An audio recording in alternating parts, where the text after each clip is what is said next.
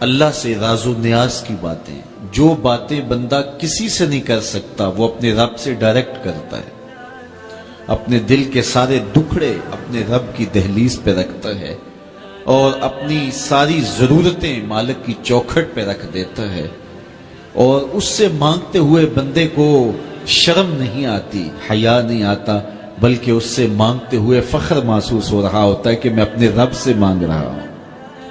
کسی اور سے مانگیں تو جھجک لگتی ہے، لیکن مالک سے مانگیں تو اپنائیت کا احساس ہوتا ہے کہ میں اس سے مانگ رہا ہوں، اس لیے کہ وہ ہمارا رب لگتا ہے، ہمارا اس سے ربط کتنا گہرا ہے۔ مسجد نبوی کا ایک کونا تھا اور ایک بندہ وہاں بیٹھ کے دعا مانگ رہا تھا۔ اس کے دعا کے لفظوں پہ غور کیجئے، اے اللہ میں تجھ سے اس لیے مانگتا ہوں کہ تو میرا اللہ ہے، تیرے علاوہ میرا ہے بھی تو کوئی نہیں۔ تو یہ وہ دعا مانگ رہا تھا اور مسجد نبوی کے کونے میں بیٹھا تھا۔ حضور نے دیکھا تو ایک صحابی سے کہا وہ جو دعا مانگ رہا ہے اس کو جا کے بتا دو تمہاری دعا قبول ہو گئی ہے۔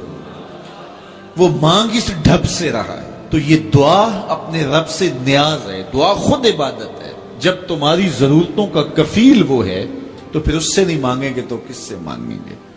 اور جب اس سے بندہ مانگتا ہے تو پھر وہ مانگنے والے کی لاج بھی رکھتا ہے۔ ان ربکم حیی کریم یستحیی من عبدہ اذا رفع یدیہ ان یردہما صفرا۔ تمہارا رب حیا کرنے والا کریم ہے، جب بندے اس کے سامنے ہاتھ پھیلا کے دعا مانگتے ہیں اللہ فرماتا ہے مجھے شرم آتی ہے ان کے اٹھے ہوئے ہاتھ خالی کیسے موڑوں۔ جب انہوں نے مجھ سے مانگا ہے تو میں نے بھی نہ دیا تو کون دے گا؟ میں ایک سادی سی بات کرتا ہوں، اتنے لوگ جتنے لوگ یہاں بیٹھے ہیں اگر کسی دنیا دار کے ڈیرے پہ چلے جائیں اور اس سے کوئی چیز طلب کریں اور وہ دینے کی استطاعت رکھتا ہو تو وہ کیا خالی لٹائے گا؟ وہ کہے گا اتنے لوگ آگے ہو تو ڈیرہ داری کی شان کے خلاف ہے کہ میں ان کو خالی لٹاؤں۔ تو جب یہ دنیا دار خالی نہیں لٹاتا تو رب کیسے خالی لٹائے گا؟ جب بندے اس کی دہلیز پہ چل کے آ جائیں تو وہ بندوں کی ضرورتوں کا کفیل ہے اور ان کے ہر درد کو جانتا ہے اور ان کی ضرورتوں کو پورا کرتا ہے۔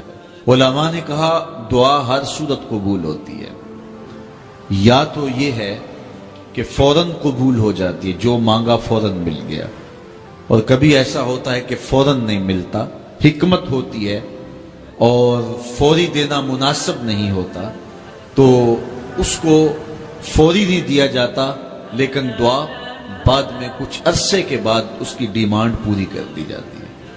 اور کبھی ایسا ہوتا ہے نہ فوری دیا جاتا ہے نہ بدیر دیا جاتا ہے، اس دعا کو ذخیرہ کر لیا جاتا ہے اور حشر کے دن اس کا بدلہ دیا جائے گا۔ اور روایت میں آتا ہے حشر کے دن جب ان دعاؤں کا بدلہ دیا جائے گا جن کا بدلہ دنیا میں نہیں ملا تھا تو لوگ آرزو کریں گے کاش کہ دنیا میں کوئی دعا قبول ہی نہ ہوئی ہوتی، سارے صلے آخرت میں ملتے۔ اللہ اکبر۔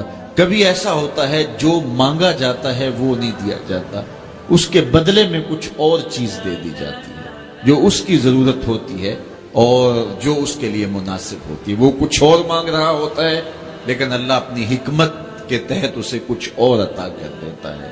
بہر صورت دعا قبول ہوتی ہے اور بندوں کے اٹھے ہوئے ہاتھ اللہ پسند کرتا ہے۔ آج یہ بھی بحث چلتی ہے نہیں مانگنا چاہیے، فلاں وقت میں نہیں مانگنا چاہیے، تو وہ کہتا ہے مجھ سے مانگو جب بھی مانگو، میرا دست کرم تمہیں دینے پہ آمادہ ہے۔ اور اگر کوئی نہیں مانگتا تو فرمایا کل ما یابو بکم ربی لولا دعاؤکم، اے محبوب فرما دو اگر یہ نہیں مانگیں گے تو اللہ بھی پرواہ نہیں کرے گا۔ مانگنا تمہاری ضرورت ہے، اگر تم مانگتے رہو گے تمہاری جھولیاں بھرتا رہے گا، اور اگر تمہیں اسے نہیں پکارو گے تو وہ بھی تمہاری پرواہ نہیں کرے گا۔ تو اس کی حضور دعائیں